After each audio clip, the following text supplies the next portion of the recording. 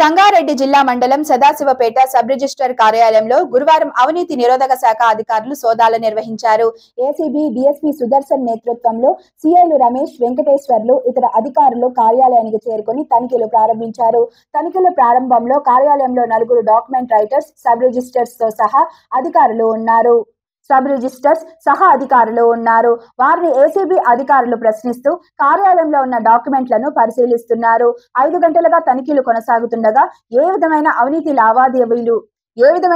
లావాదేవీలు జరిగాయన్న కోణంలో ఏసీబీ అధికారులు ఆధారాలను సేకరిస్తున్నారు. పూర్తి వివరాలు ఇంకా తెలియాల్సి ఉంది.